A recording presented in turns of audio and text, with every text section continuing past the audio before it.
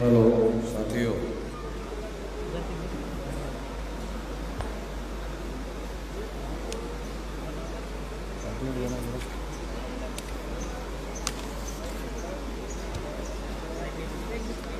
Buddhist international network इस संगठन के द्वारा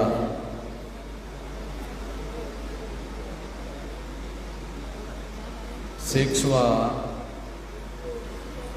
राष्ट्रीय अधिवेशन आज नागपुर में हो रहा है। इस राष्ट्रीय अधिवेशन में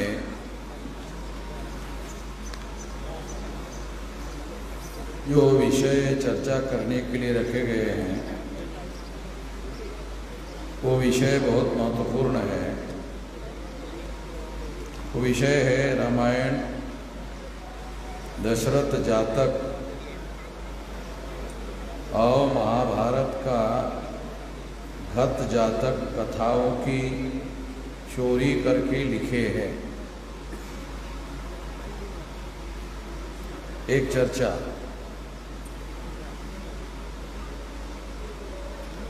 दूसरा विषय है रामायण और महाभारत ग्रंथ। ये बौद्ध धर्म की प्रतिक्रिया में लिखे गए ग्रंथ है, वैचारिक विचार मंथन। तीसरा, आरएसएस जिस हिंदुत्व की बात कर रही है वो वास्तव में ब्राह्मणत्व है, एक चर्चा। चौथा है डीएनए आधारित मूल्यवासी राष्ट्रवाद के सामने विदेशी ब्राह्मण और उनका फर्जी राष्ट्रवाद हवा में उड़ जाए। ऐसे विषय चर्चा करने के लिए रखे गए। ये बहुत बड़ी बात है। ये सब्जेक्ट जो है वो सामान्य विषय नहीं है, चर्चा करने के लिए रखे गए हैं।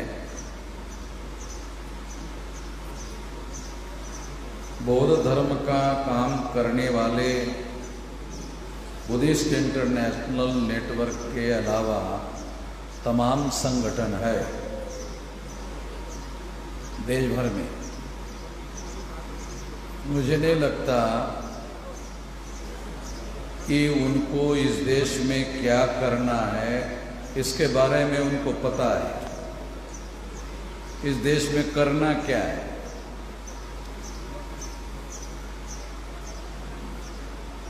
बहुत ज़्यादा उनको क्या पता है, बुद्ध वंदना करना है,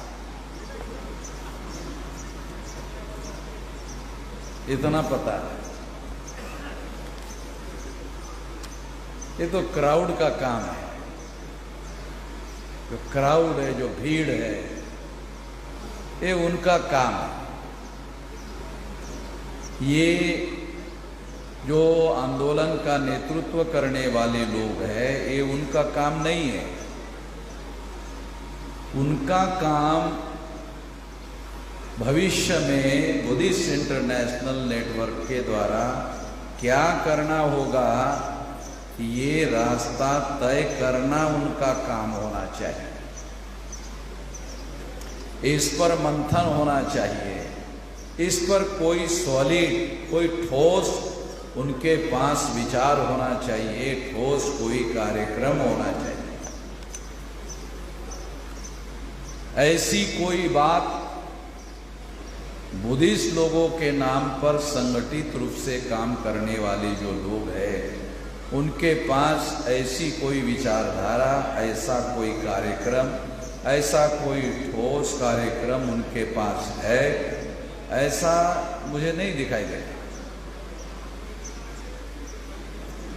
आज अगर हम गिनती कर ले, बाबा साहब अम्बेडकर के द्वारा धर्म परिवर्तन करने की बात को कितने साल हो गए, तो 56 और 2000 इसकी गिनती करो तो 44 साल होते हैं। 44 साल में और 23 साल मिलाओ तो 44 और 23, तो 40 में 23 मिलाओ तो 63 होते हैं। उसमें 4 मिलाओ तो 67 साल होते हैं। तो 67 साल हो गए, बहुत लंबा समय चला गया। इस लंबे समय में क्या करना चाहिए था? जो धर्मांतरित लोग हैं, जिन्होंने धर्म परिवर्तन किया या बौद्ध धर्म के लोग हो गए, उन लोगों को क्या करना चाहिए था? बाबा साहब अम्बेडकर अगर ज़्यादा समय जीवित रहते तो फिर ये समस्या नहीं होती। इस समस्या का समाधान वो खुद ही कर लेते, वो रास्ता दिखा देते।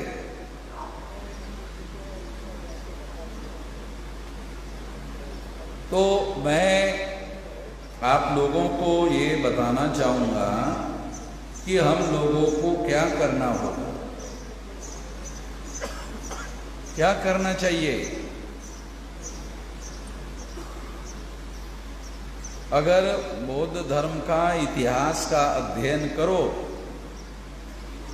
तो इतिहास का अध्ययन करने के बाद पता चलता है कि क्या बौद्ध धर्म किसी जातियों का धर्म है? तो बौद्ध धर्म किसी जाति का या जातियों का धर्म नहीं है। पहले तो ये बात हमको समझ में आनी चाहिए। किसी एक जाति विशेष का धर्म नहीं है। बाबा साहब अम्बेडकर ने जिस धर्म का स्वीकार किया या जिस धर्म में धर्म परिवर्तन किया, वो धर्म जो है चरत भिक्खवे चारिकं बहुजन हिताय बहुजन सुखाय। चरत भिक्खवे चारिकं, तो इसका मतलब ये है कि बुद्धिज्म जो है ये बहुजनों की विचारधारा है, ये बहुजनों का धर्म है। तो धर्मांतर करने के 67 साल बाद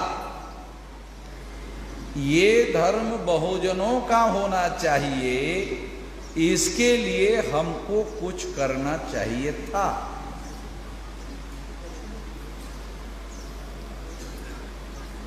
हमको कुछ करना चाहिए था। तो ये समीक्षा का विषय है कि इस दिशा में हमने कुछ किया, तो इसका जवाब नेगेटिव है, इसका जवाब पॉजिटिव नहीं है, इसका जवाब नेगेटिव है कि इस दिशा में हमने कुछ काम नहीं किया। इस दिशा में हम लोगों को काम करना होगा। इस दिशा में काम किए बगैर इस देश में जो ब्राह्मणिकल सोशल ऑर्डर है, जो वर्ण व्यवस्था के द्वारा बनाया गया है, जो जाति व्यवस्था के आधार पर बनाया गया है, जो अस्पृश्यता के आधार पर बनाया गया है, जो आदिवासियों को सेग्रीगेट करने का काम करता है, जो शूद्रत्व पिछड़े वर्ग पर ओबीसी पर थोपने का काम करता है, महिलाओं को दास बनाने का काम करता है, बहिष्कृत जातियों को बहिष्कृत करने का, बहिष्कृत रखने का काम करता है। तो ये जो काम ब्राह्मणिकल सोशल ऑर्डर करता है, ये सारे लोग बहुजन हैं और ब्राह्मणिकल सोशल ऑर्डर के शिकार लोग हैं, इससे पीड़ित है। ये सारे बहुजन इससे पीड़ित है। अगर सारे के सारे बहुजन इससे पीड़ित है तो ये सारे बहुजनों की दवा है, दिमागी रूप से एक दवा है। बुद्धिज्म एक दिमागी रूप से दवा है।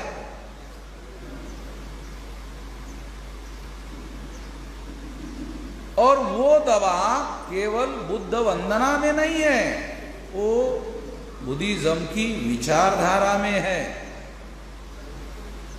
बुद्धिज्म का जो कार्यक्रम है, ठोस कार्यक्रम है, उसमें है।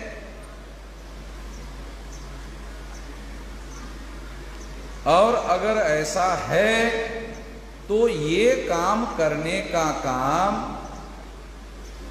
संगठित रूप से किया जाना चाहिए था, मगर इसके बारे में कुछ पता ही नहीं है। इसके बारे में संगठित प्रयास होना चाहिए था। 67 साल में सबसे पहले क्या काम करना चाहिए था? सबसे पहले तो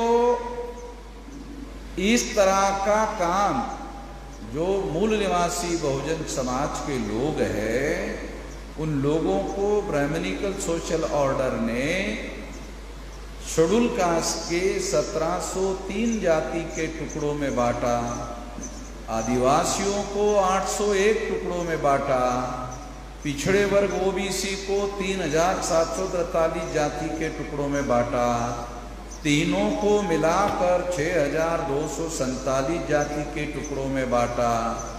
तो ये बटे हुए लोग नहीं है, ये बांटे हुए लोग है, ये ब्राह्मणों ने बांटे हुए लोग है। जब तक ये बात पक्के तौर पर हमें समझ में नहीं आती, तब तक हमें समझ में ही नहीं आएगा कि हमको करना क्या है। बीमारी तो मालूम होनी चाहिए ना पहले, इलाज तो उसके बाद का काम है। पहले तो बीमारी मालूम होनी चाहिए। बीमारी ही मालूम नहीं तो इलाज कहां से मालूम होगा? कोई भी डॉक्टर इलाज करता है, पहले बीमारी का डायग्नोसिस करता है, और बीमारी का डायग्नोसिस करने के बाद इलाज करता है। तो ये बात पहले जिन लोगों ने ये दवा ग्रहण की, मान लो आप लोगों ने दवा ग्रहण की, तो आप लोगों के पास दवा है ना। जिन्होंने दवा ग्रहण नहीं की उनके पास ये दवा है नहीं। आप लोगों ने दवा ग्रहण की, आप लोगों के पास दवा है, तो आप लोगों के पास दवा है तो बीमार को देना पड़ेगा। तो आपके पास दवा है तो आप दोगे तो मिलेगी। अब देने का काम किया क्या? दूसरे नंबर का काम। पहला क्या? आपने बीमारी को ही आइडेंटिफाई नहीं किया।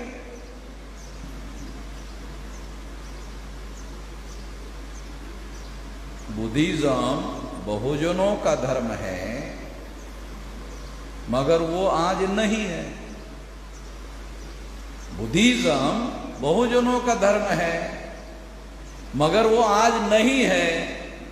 नहीं है ये हमें मालूम होना चाहिए। क्यों नहीं है मालूम होना चाहिए, फिर हम लोग इलाज कर सकते हैं, शुरू कर सकते हैं, तब जा करके हमारा काम शुरू होगा।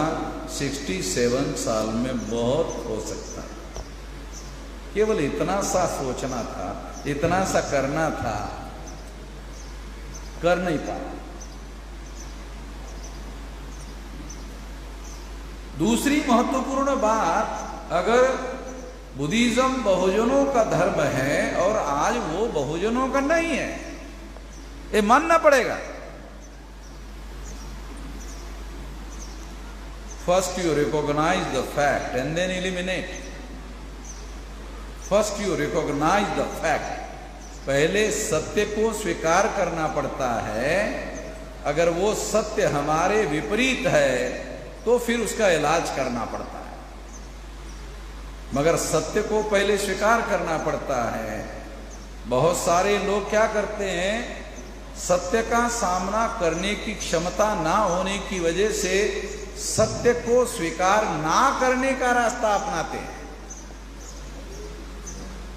त्याला मराठीमध्ये पळ काढण्याचा मार्ग म्हणतात। पळणे, बीमारीपासून पळ काढणे। तो इससे चुनौती खत्म नहीं होती, चुनौती बरकरार रहती है। उसका इलाज किए बगैर वो बरकरार रहती है। जब तक उसका इलाज नहीं किया जाता वो चुनौती बरकरार रहती है, उसका विनाश करना पड़ता है, उसका समाधान करना पड़ता है, उसके लिए इलाज करना पड़ता है। 67 साल में एक काम करना चाहिए था। क्या करना चाहिए था कि ये बहुजनों का धर्म था, अब नहीं है, वो होना चाहिए। कैसे होगा? यह कैसे होगा? तो उसका पहला जवाब है संगठित शक्ति से होगा। उसका पहला जवाब है संगठित शक्ति से होगा। फिर सवाल है संगठित शक्ति है नहीं, तो उसका जवाब है पहले संगठित शक्ति निर्माण करनी होगी। अगर आप सारे देश भर में संगठित शक्ति का निर्माण करते हो तो फिर बहुजनों को, आप जो बुद्धिज्म बहुजनों का धर्म है, 6247 जाति के लोगों का धर्म है, एक जाति का धर्म नहीं है, उसको बनाने लायक बन सकते हो तो पहले संगठित शक्ति का निर्माण करना होगा। अभी बीन ए संगठन आप लोगों ने बनाया तो बीन को लक्ष्य निर्धारित करना चाहिए कि 10 साल में हम 6 लाख गांव में संगठन बनाएंगे। जब आप लक्ष्य निर्धारित करके काम करोगे, काम करने का एक तरीका है लक्ष्य निर्धारित करके काम करने का, टारगेट निर्धारित करके काम करने का, उद्देश्य निर्धारित करके काम करने का, और एक रास्ता है किसी प्रकार का उद्देश्य निर्धारित किए बगैर कार्य करते रहने का, निरुद्देश्य कार्य करते रहने का। ये पता ही नहीं चलता है हम लोग उद्देश्य को किस दिशा में कहाँ तक पहुंचे हैं, कितना हमने हासिल किया है, कितना हासिल करना बाकी है, पता ही नहीं चलता है। तो बहुत महत्वपूर्ण तरीका है उद्देश्य को ध्यान में रखते हुए हम लोगों को काम करना चाहिए। तो हमें संगठित शक्ति का निर्माण करना ये प्राथमिकता में पहले नंबर का काम होना चाहिए बुद्धिस्ट इंटरनेशनल नेटवर्क का। अगर आप भारत में बुद्धिस्ट इंटरनेशनल नेटवर्क का काम करते हो और 6 लाख गांव में संगठन खड़ा करते हो तो दुनिया में तमाम बुद्धिस्ट देश है आपको हर संभव मदद करने के लिए तैयार हो जाएंगे। आप लेने लायक तो हो, आप लोग वो मदद लेने लायक तो हो।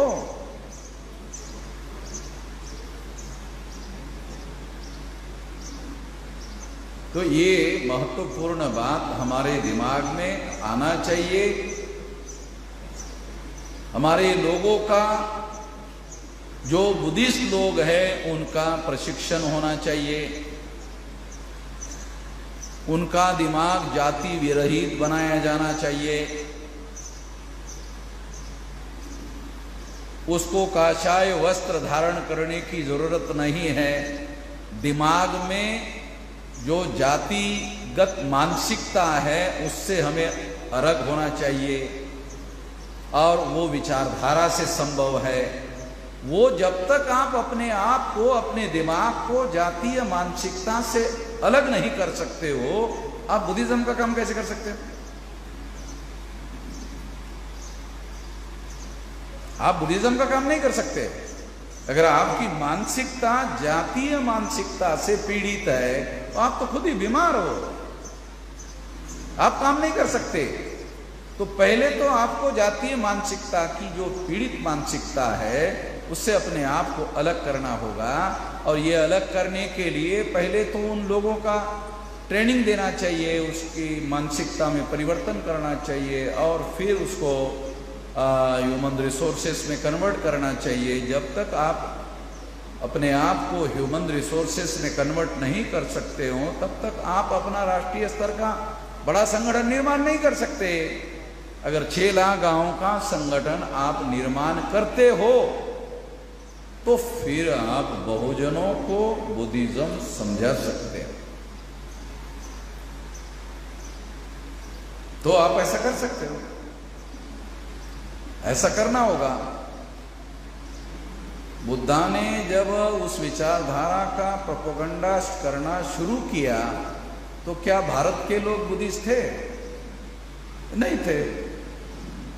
तो इसका मतलब है वो उनको बुद्धिस्ट बनाने के लिए भिक्षु संघ का निर्माण किया और भिक्षु संघ में लोगों को भर्ती करके उस काम को करने के लिए ह्यूमन रिसोर्सेस तैयार किया और उस ह्यूमन रिसोर्सेस को सारे देश भर में इस काम को करने के लिए प्रचार और प्रसार करने के लिए सारे देश भर में बुद्धा ने लोगों को भेजा और आसपास के देशों में भी भेजा।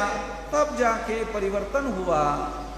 तो मानसिक परिवर्तन पर, विचार परिवर्तन पर बुद्धा ने भिक्षु संघ के द्वारा राष्ट्रीय स्तर का कार्यक्रम बनाकर कार्यक्रम चलाया।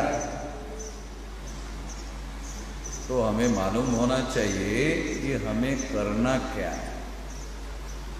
अगर हमें मालूम नहीं होगा हमें करना क्या है तो फिर हमारा समय केवल बर्बाद होता रहेगा।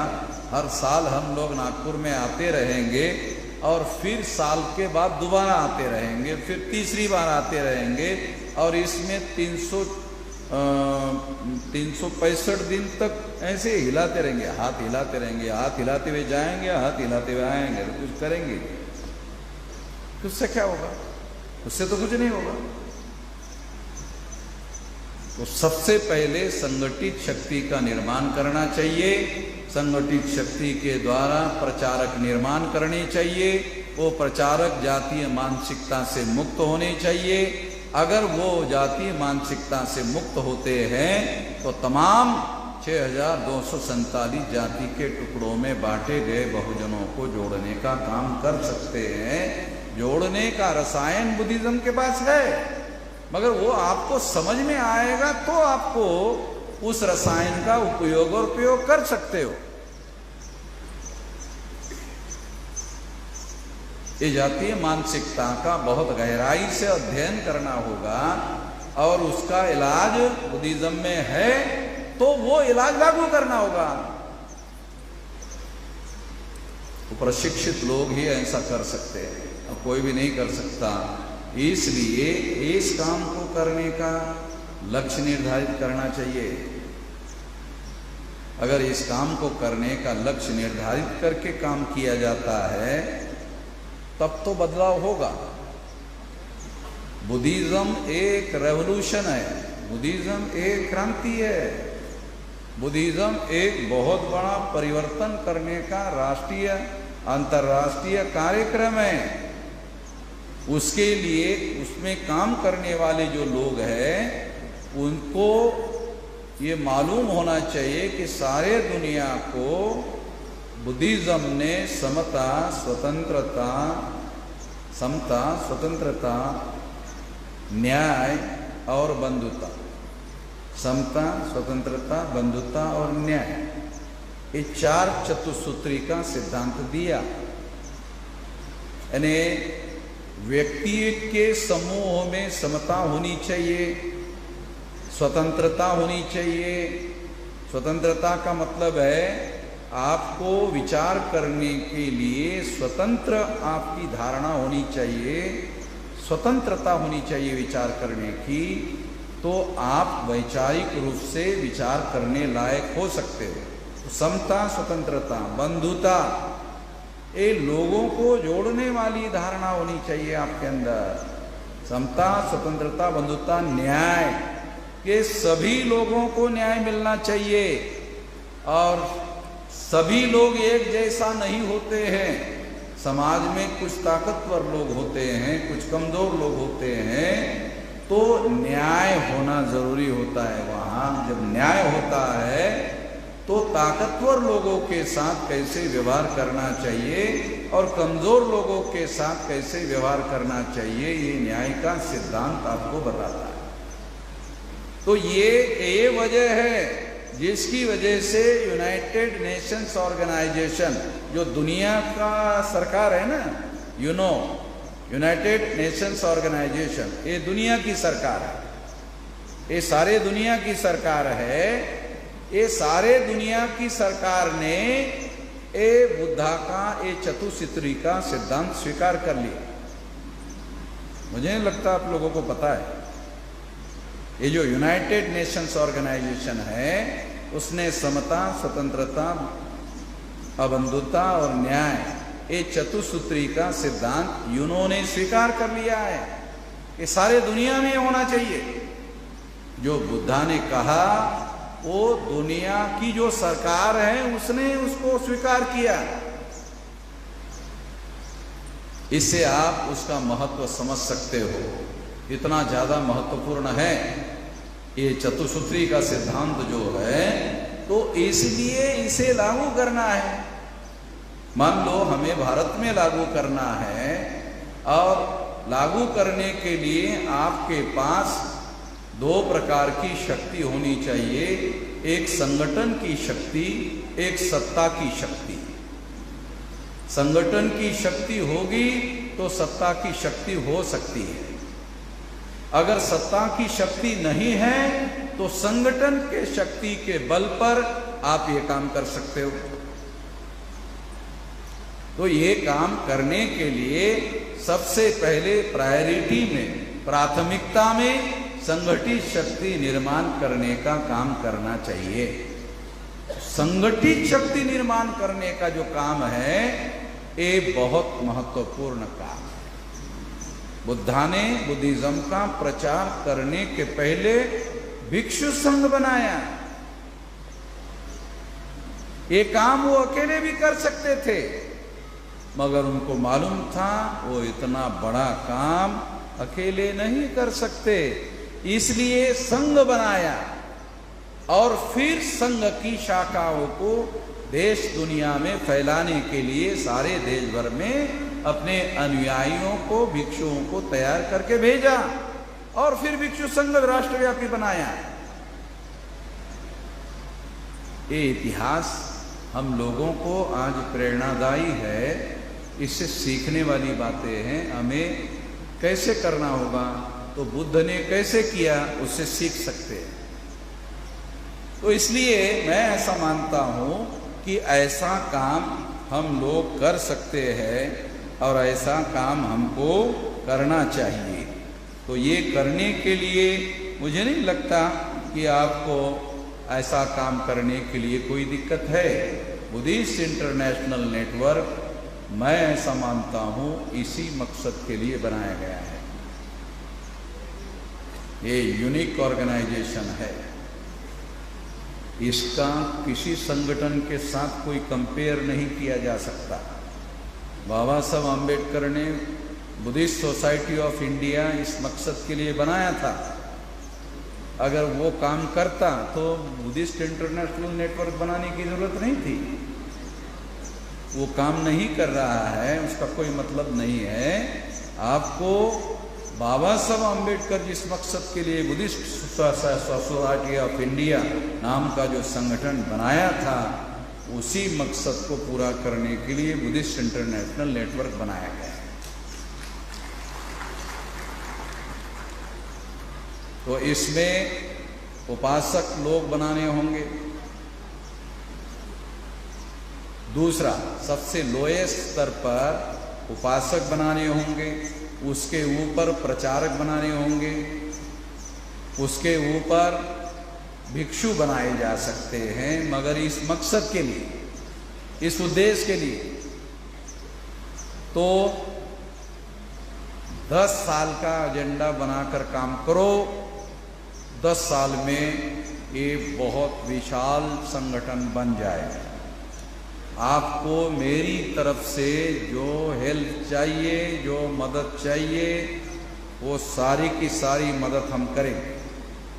हमारे पास जो बौद्धिक क्षमता है, हमारे पास जो ऑर्गेनाइजेशनल स्किल है, संगठन बनाने का हुनर है, और उसके लिए आपको जो भी संभव मदद चाहिए, हर संभव मदद करेंगे। मैं ऐसा मानता हूं कि इससे और ज़्यादा कहने की ज़रूरत है, ऐसा लगता नहीं है। अगर इतनी बात भी करो, बहुत ज़्यादा खिलाएं तो बदहजमी होने का भी खतरा होता है। उतना ही खिलाया जाना चाहिए जितना हजम हो जाए। हजम होगा तो ब्लड बनेगा, हजम होगा तो ब्लड बनेगा, खून बनेगा, खून बनेगा तो ताकत आएगी, ताकत आएगी तो आदमी काम करेगा। तो इसलिए मैं बहुत ज़्यादा नहीं बोलना चाहता हूँ, मैं आपको इतना पर्याप्त है। ये काम करने के लिए जो भी संभव आपको मदद चाहिए, वो सारी मदद, सारे देश भर में मदद आपको चाहिए, वो सब करने के लिए हम तैयार हैं। और आप लोग कितनी मदद हमारी ले सकते हैं वो आपके ऊपर निर्भर है। तो ये बात मैं आपके ऊपर छोड़ देता हूँ। आपने मेरी बात ध्यान से सुनी, इसके लिए आभार, धन्यवाद। क्योंकि मुझे दिल्ली जाना है, दिल्ली जाने के बाद चंडीगढ़ जाना है, चंडीगढ़ मीटिंग है, तो मुझे यहाँ से निकलना होगा। तो यहाँ से फिर 1 घंटा और एयरपोर्ट जाना होगा, फिर फ्लाइट पकड़ना होगा। तो मुझे यहाँ से जल्दी निकलना होगा। इसलिए मैं पहले बोलने के लिए आप लोगों से समय मांगा। आप लोगों ने मेरी बात ध्यान से सुनी, इसके लिए आभार, धन्यवाद।